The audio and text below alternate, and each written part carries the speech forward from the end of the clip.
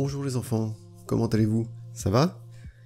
Alors, nous avons vu les montagnes la dernière fois, et aujourd'hui, on va essayer de voir un peu les lacs. On a vu les arbres aussi entre-temps, ce qui va nous permettre de faire un paysage quasiment complet. Après, on pourrait y rajouter ce que vous voulez avec votre propre imagination, d'accord?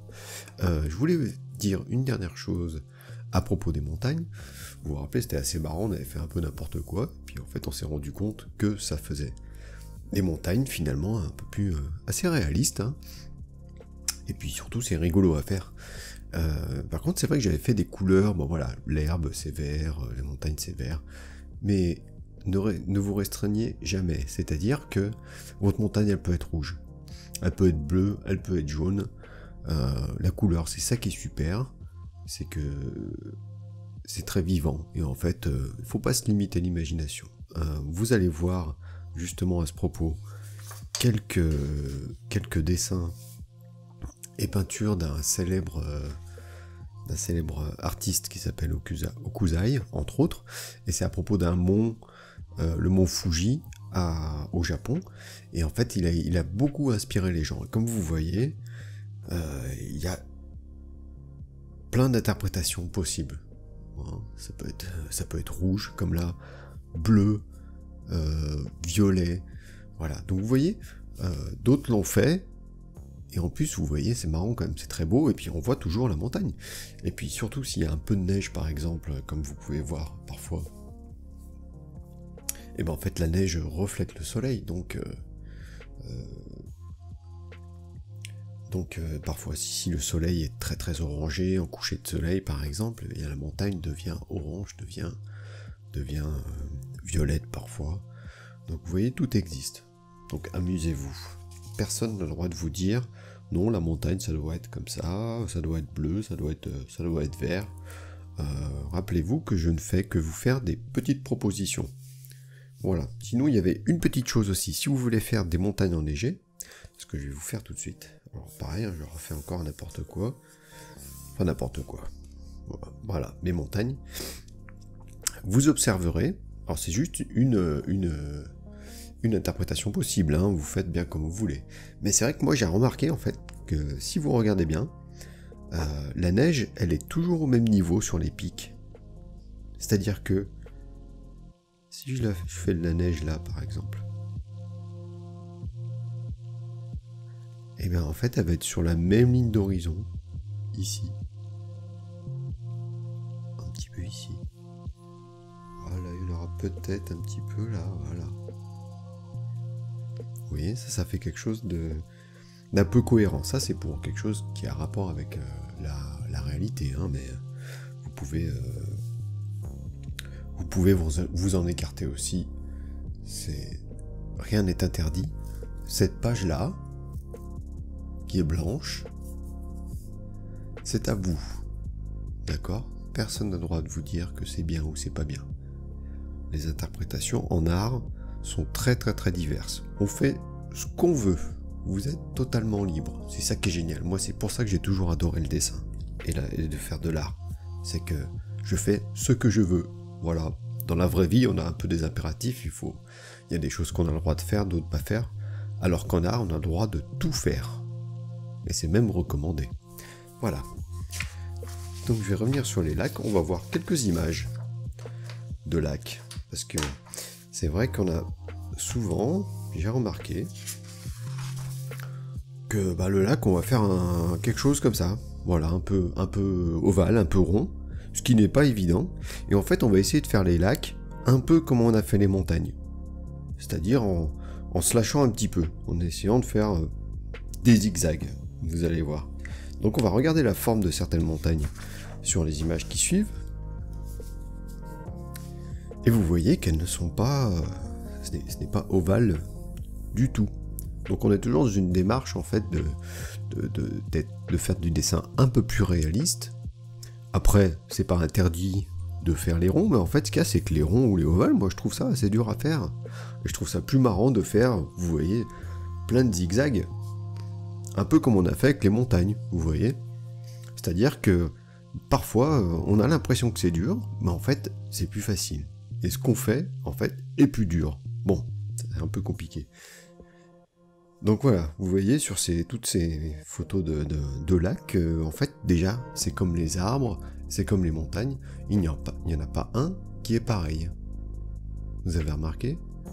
Comme les visages humains, comme les humains, il n'y en a pas un seul qui est pareil. Et bien les lacs, les arbres sont tous différents. Et c'est ça qui est fantastique. Donc ce qu'il faut essayer de faire aussi un petit peu, c'est de dessiner un peu comme la nature. Vous voyez, c'est là qu'on pousse un petit peu le dessin à un niveau un peu plus supérieur, c'est qu'on essaye de... Si on fait toujours les mêmes arbres, par exemple, ça va être un peu moins vivant que si à chaque fois on fait des arbres différents, des lacs différents. Vous voyez? Mais voilà, encore une fois, si vous voulez faire toujours les mêmes arbres, il n'y a pas de problème, hein. C'est très bien aussi, hein. L'important c'est de dessiner et puis de faire parler son imagination, d'accord? Voilà. Donc on va... Là, je vois que... Je sais que vous avez vu du coup un peu la forme des lacs, et vous avez vu ça fait un peu des formes de serpents. Donc sur celui-ci par exemple, ce que j'ai remarqué aussi c'est que, vous voyez, si je suis à ce niveau-là, on est loin. Rappelez-vous, on avait fait des dessins avec des personnages, et ceux qui sont plus près de la feuille en bas, ils sont plus gros, ce qui fait un effet de perspective. Et pour le lac, je vais faire un peu pareil, par exemple, vous voyez, je vais agrandir un peu.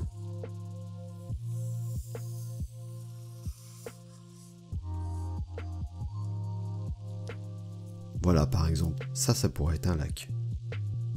Mais j'ai pas pris de modèle, hein. J'ai essayé ça un peu comme ça. Autre chose qui peut être intéressant aussi. Vous voyez comme les montagnes elles sortent de la feuille. D'accord? Et du coup, on se dit que les montagnes, elles continuent en dehors de la feuille, vous voyez? Du coup, ça agrandit la feuille et ça fait travailler notre imagination. D'accord? C'est-à-dire qu'on n'est pas juste centré que sur la feuille. Le dessin, en fait, l'imagination continue le dessin. Ça, c'est génial. Et du coup, on peut faire un peu pareil pour le lac, par exemple. Je pourrais faire aussi un lac comme ça, regardez. Et vous voyez, très facilement, en fait, vous imaginez bien que le lac, il continue. Vous êtes d'accord avec moi? Vous voyez, donc ça, c'est possible aussi. Comme je peux faire juste une moitié d'arbre ici. On imagine très bien l'autre moitié de l'arbre sans la dessiner. Et ça, c'est presque un tour de magie, hein, vous êtes d'accord? Vous voyez? Voilà, je vais reprendre une feuille. Mais en même temps, tiens, je vais quand même continuer toujours à vous montrer un peu les montagnes. C'est quand même marrant. Allez, un peu de neige ici.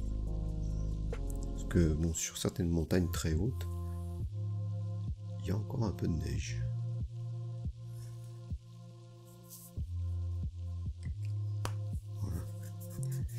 Alors je vais reprendre mon dessin de l'autre fois pour essayer de le continuer.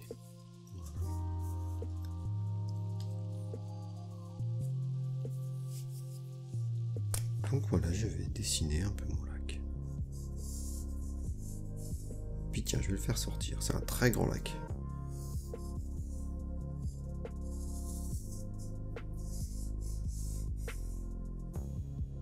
Bon, j'aurais pu faire des plantes là, vous voyez. Des fois, il y a des plantes. Mais là, j'aurais pu faire aussi un petit bonhomme qui pêche par exemple.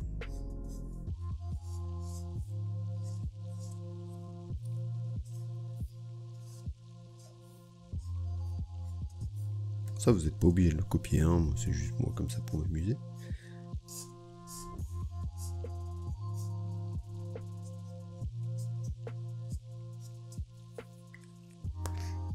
Vous pouvez faire aussi les bonhommes qu'on avait fait, les bonhommes patates un peu bizarres, avec leurs petites pattes.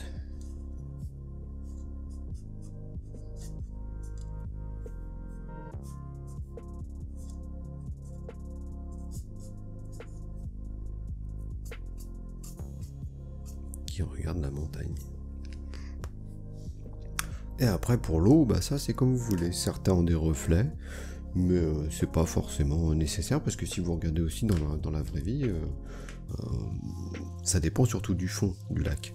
Si le fond du lac, parfois il y a des comment on appelle ça, de la végétation, quoi, des algues, le lac devient tout vert.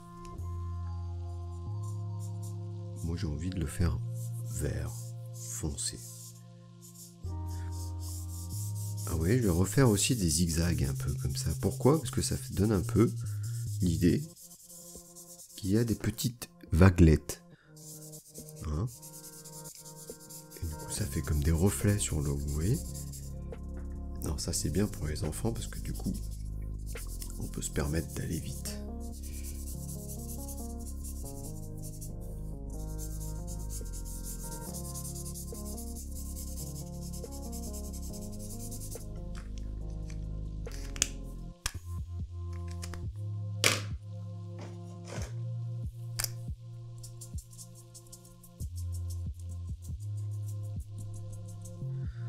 Je vais continuer un petit peu quand même.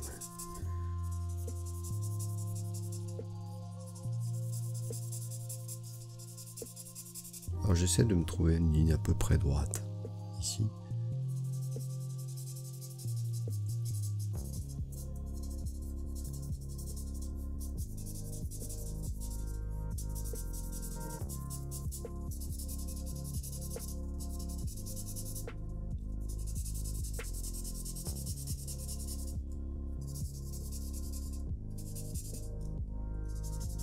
Bon, je vais pas tout faire, mais je pense que vous avez compris l'idée.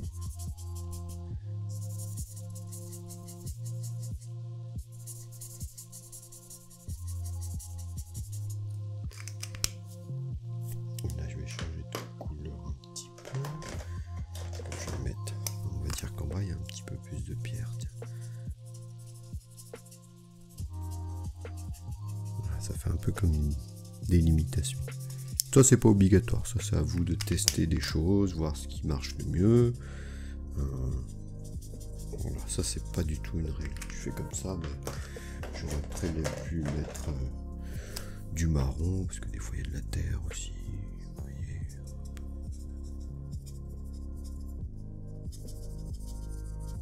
L'important c'est de varier les couleurs. Voilà. Là je vais faire des arbres un peu plus hautes.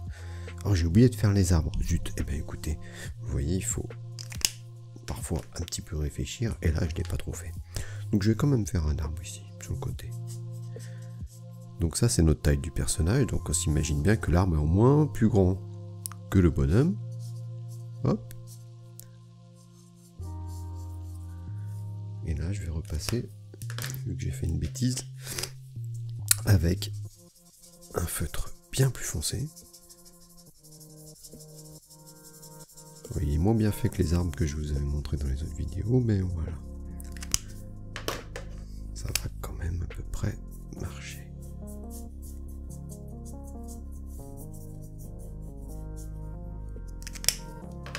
Et ce que je peux faire aussi, par exemple, qui peut être rigolo, c'est que je vais faire un arbre beaucoup plus loin. Et pour le faire beaucoup plus loin, donc vous voyez la montagne, on voit qu'elle est plus loin. Ici les personnages sont plus gros. Je vais le faire un peu plus comme si je fais un arbre, vous voyez ici, pas trop grand.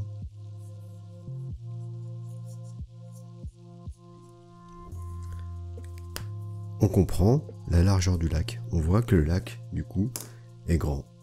Est-ce que vous comprenez? C'est un petit effet d'optique. Ça s'appelle la perspective. Et c'est très facile à faire, vous voyez.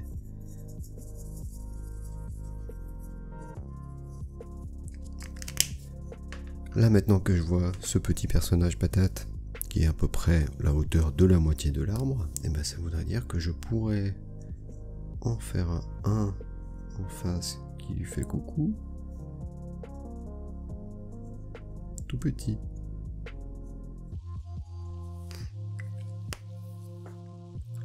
Vous voyez? Du coup on se dit bah ah tiens là il y a quand même une assez longue distance hein, en fait.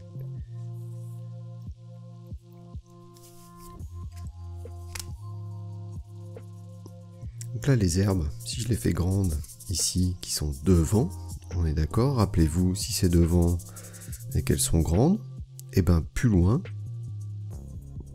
elles vont rapetissir, beaucoup plus petites.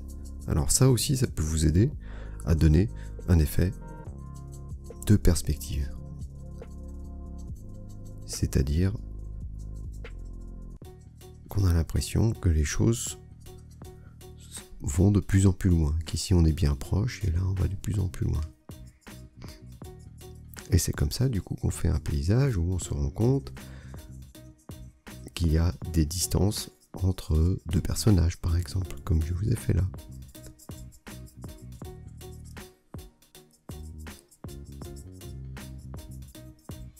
Et voilà pour cette leçon. Donc rappelez-vous, j'ai fait l'herbe verte, mais vous pouvez la faire rouge, bleu, jaune, peu importe. En tout cas, je serais super intéressé que vous m'envoyiez vos dessins. Du coup, parce que là, on a les éléments essentiels pour faire un paysage de nature. Des lacs, des arbres, des plantes. Là, j'ai pas mis de fleurs, mais faites des fleurs, faites plein de fleurs, dessinez des petits lapins comme on avait fait. Comme on avait fait dans les premières leçons, dans les premiers épisodes. Il peut y avoir un avion, une soucoupe volante, que sais-je. Peu importe. Vous voyez, un paysage, c'est juste... un paysage, c'est juste un décor pour raconter une histoire. Là, on voit bien deux bonhommes. Il y en a un qui fait de la pêche. Il retrouve son copain qui est loin et qui est tout petit. Je sais même pas si vous allez réussir à le voir. Il est vraiment minuscule. Et il lui fait coucou parce que peut-être il s'était perdu. Que sais-je. Mais un décor permet de poser une situation et de raconter une petite histoire. Voilà. Écoutez les enfants, comme je vous ai dit, envoyez-moi vos dessins que je diffuserai à la fin des prochains épisodes. Si vous avez des suggestions, n'hésitez pas, vous avez mon email qui est en bas. Abonnez-vous et partagez ces vidéos. Et je vous souhaite une très bonne journée et en l'occurrence un bon week-end. Au revoir les enfants.